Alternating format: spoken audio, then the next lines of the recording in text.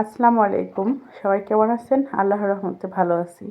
আজকে নিয়ে এলাম খুব সহজেই ঘষাঘষি ছাড়াই ৫ মিনিটেই কচুলতি কিভাবে পরিষ্কার করবেন। আমরা কচুলতি খেতে পছন্দ করি, কিন্তু পরিষ্কার করতে সময় একদমই পরিষ্কার করতে পারি না, খুবই ঝামেলা মনে হয়। তো আমি আপনাদের দুইভাবে দেখাবো যে কচুলতিটা কিভাবে পরিষ্কার করবেন। তো এখানে আমি কিন্তু গরম পানি নিয়েছি। গরম পানি দিয়ে যে এত সহজেই কচুলতি পরিষ্কার করা যায়, আপনারা না করলে বুঝতেই পারবেন না যে এত সহজে, মানে ৫ মিনিটে ১ কেজি কচুলতি পরিষ্কার করা সম্ভব। কিভাবে সম্ভব অবশ্যই পুরো ভিডিওটি দেখবেন, না হলে বুঝতে পারবেন না যে এত অল্প সময়ে কিভাবে ১ কেজি কচুলতি পরিষ্কার করা সম্ভব হবে। স্টেপ বাই স্টেপ পুরো ভিডিওটি দেখতে থাকুন। আমি এখানে গরম পানি করে নিয়েছি। নেওয়ার পরে আমি এখানে কিছুটা কচুলতি দিয়েছি। দেওয়ার পরে এভাবে হাত দিয়ে কিন্তু খুব সহজেই একটু আলতোভাবে টেনে দিলেই কচুর উপর থেকে যে খোসাটা থাকে সেটা কিন্তু উঠে আসতেছে। আর আপনারা যদি ভাবেন যে কচুলতির হাত দিয়ে না টেনে গরম করে, এই জন্য এরকম একটা আলতো একটা কাপড় বা কোনো রকমের একটা ঘষা নেবেন। লোহার ঘষা নিতে যাবেন না, তাহলে কিন্তু লতিটার ভেতরে যে গোস্তটা থাকে সেটা উঠে আসবে। তো আমার মনে হয় হাত দিয়ে এটা করলেই বেশি ভালো। দেখুন, আমি কিন্তু হাত দিয়ে খুব সহজেই কিভাবে পুরো লতিগুলা ছিলে নিচ্ছি, আজকে আপনাদের সেটাই দেখাবো। অল্প সময়ে ১ কেজি লতি পরিষ্কার না দেখলে বিশ্বাসই করবেন না। হ্যাঁ বন্ধুরা, অবশ্যই স্টেপ বাই স্টেপ দেখুন, বুঝতে পারবেন। তবে একদম বেশি সিদ্ধ করতে যাবেন না। ৯০% কাঁচা থাকবে, ১০০-র মধ্যে ১০% সেদ্ধ হবে।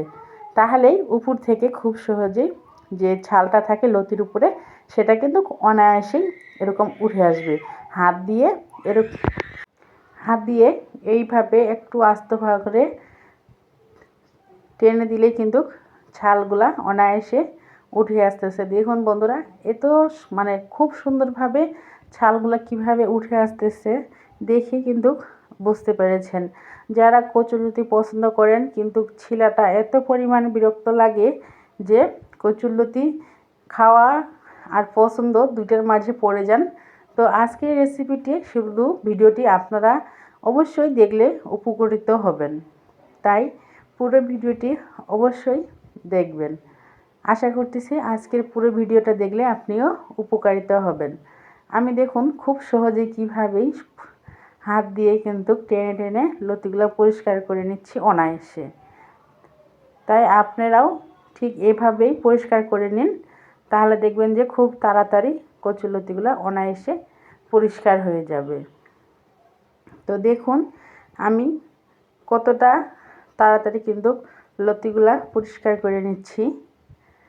দেখুন বন্ধুরা, আমি শুধু হাত দিয়ে টেনে টেনে নিচ্ছি, আর উপর থেকে ছোচাগুলা একা একাই চলে আসতেছে।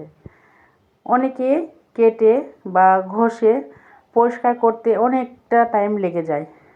তার জন্য আপনাদের মাঝে আমি নিয়ে এলাম যে আমি যেভাবে বাসাতে কচুলতি পরিষ্কার করি, আপনারাও করবেন, তাহলে একটু উপকৃত হবেন আমার ভাই ও বোনেরা, যে কচুলতি খেতে পছন্দ করেন, বাসার ভয়ে খেতে চান না।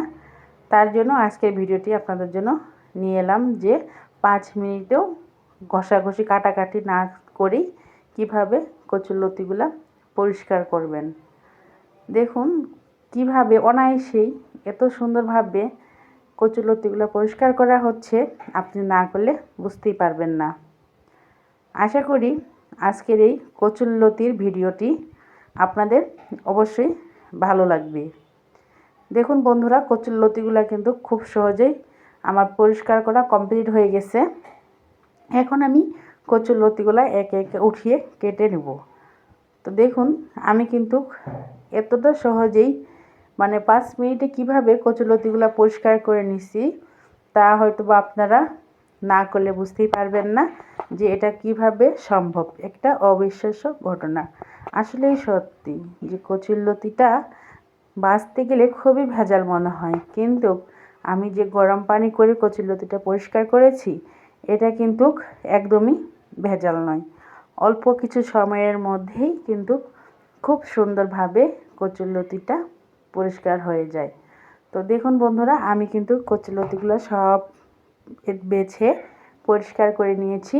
এখন আমি কচুর লতিগুলা সবগুলাই ছোটো ছোটো করে পিস করে কেটে নিচ্ছি। পরবর্তীতে অবশ্যই লতির একটা ভিডিও নিয়ে আসবো আপনাদের মাঝে।